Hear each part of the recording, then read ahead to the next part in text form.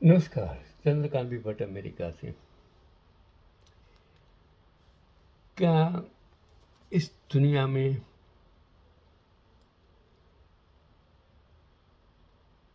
जो लोग अनपढ़ हैं, गरीब हैं और उनसे क्या क्या हो सकता है? मैंने ये भी देखा है मेरे गांव में और शहरों में, यहाँ अमेरिका में भी, जो माँ बाप के साथ चीटिंग करते हैं, गरीबों के साथ चीटिंग करते हैं, वो जो लोग के सरकारी एड्स मिलती है, मदद मिलती है, गरीबों के खाते में पैसे जाते हैं। हमारे देश में, भारत देश में, मैं तो अमेरिका में हूँ, चंद्रकांत भट्ट अमेरिका से, लेकिन मैं बैंक में था। वो जनधन अकाउंट्स सरकार ने 10, 12, 15 करोड़ के अकाउंट्स खोल दिए।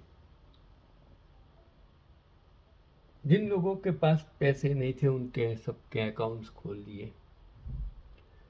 मैं एक बैंकर होने के, एमडी होने के नाते, अगर आपके पास आपके अकाउंट्स में मिनिमम बैलेंस नहीं होगा तो आपका पैसा कट जाएगा, पूरा का पूरा धीरे धीरे खत्म हो जाएगा, अकाउंट्स बंद हो जाएगा, केवाईसी नॉर्म्स आप नहीं देंगे तो बंद हो जाएगा। कितने लोग को जो ब्लैक मनी वाले थे, इन लोगों ने इनका कितना दुरुपयोग किया। हजारों की संख्या में वो जो बैंक में अकाउंट्स होल्डर्स थे उसके नाम पैसा जमा करिए और ब्लैक का वाइट बना दिया। वो जब 500,000 की नोट कैंसिल हो गई तब भी ऐसा ही हुआ। ये सरकार में बैठे लोग, सत्ता में बैठे लोग, मुखिया, उसको कुछ मालूम नहीं पड़ता है कि बैंकिंग क्या है, रिजर्व बैंक क्या है, बैंकिंग नॉर्म्स क्या है। लोगों को गुमराह करते हैं। लोगों के नाम आए हुए पैसा, अनपढ़ लोगों के नाम आए हुए पैसा, उसका अंगूठा मार के सब ले लेते हैं, उसके बेनिफिट्स खा जाते हैं। और जब पता चलता है तो कायदा कानून, पुलिस तंत्र की ऐसी व्यवस्था है कि वो इंसान हंस मलता रह जाता है क्योंकि न्याय मिलता नहीं है।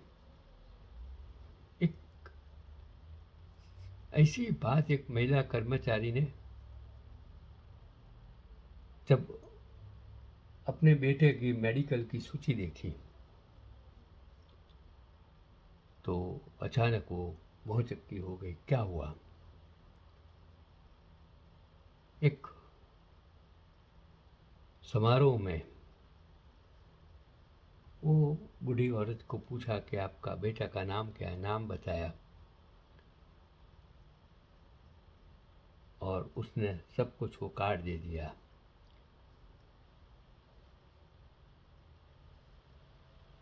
वो भ्रमित कर्मचारी ने फिर से पूछा, फिर आप पास खड़े प्रधानाचार्य की ओर मुड़ा।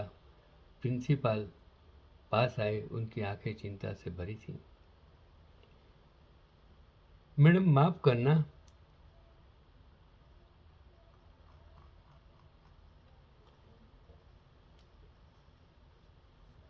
जो अब शुरू करता हूँ कहानी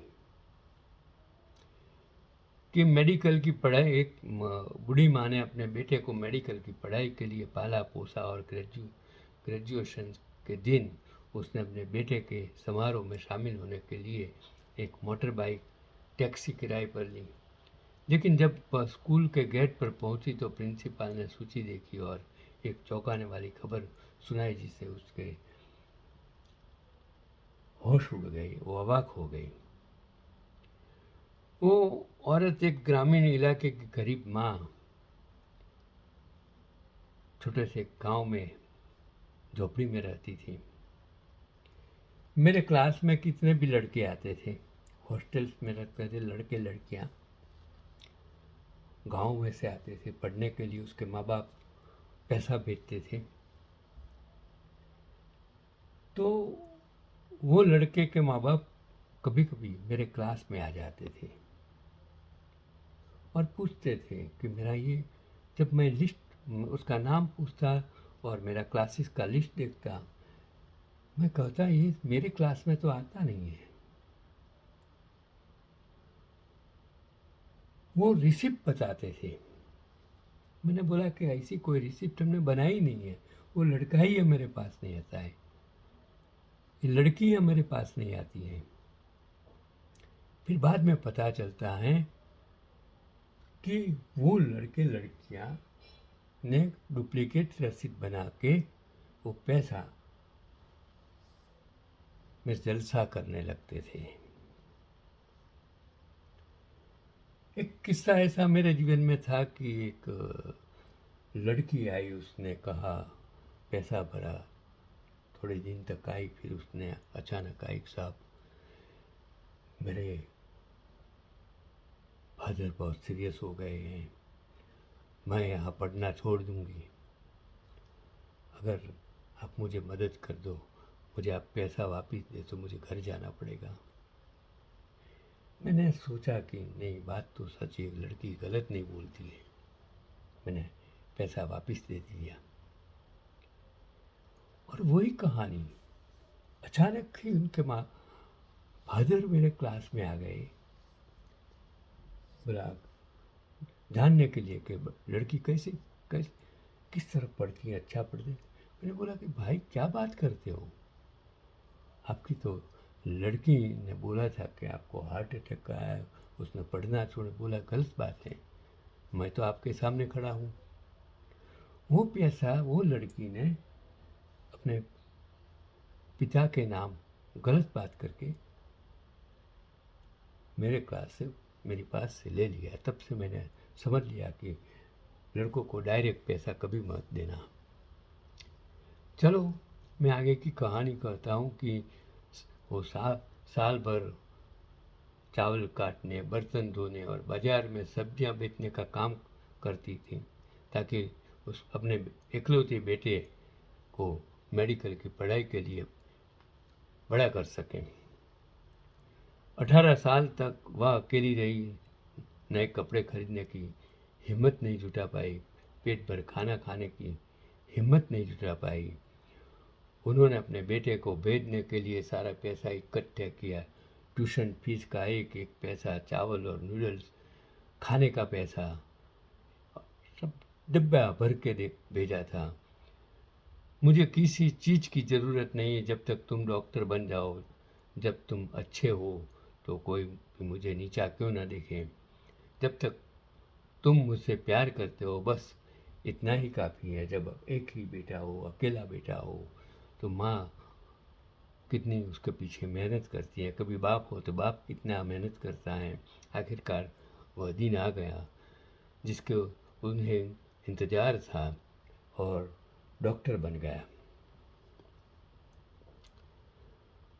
तो वो औरत ने गांव के एक जाने पहचाने मोटर बाइक टैक्सी ड्राइवर को 100 किलोमीटर से भी ज़्यादा दूर ले जाने के लिए किराए पर ले लिया।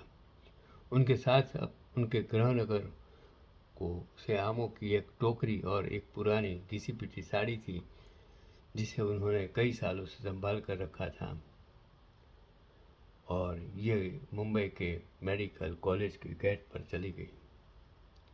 गेट चौड़ा था, भीड़ थी और लाउड स्पीकर की आवाज़ जोर से गूंज रही थी।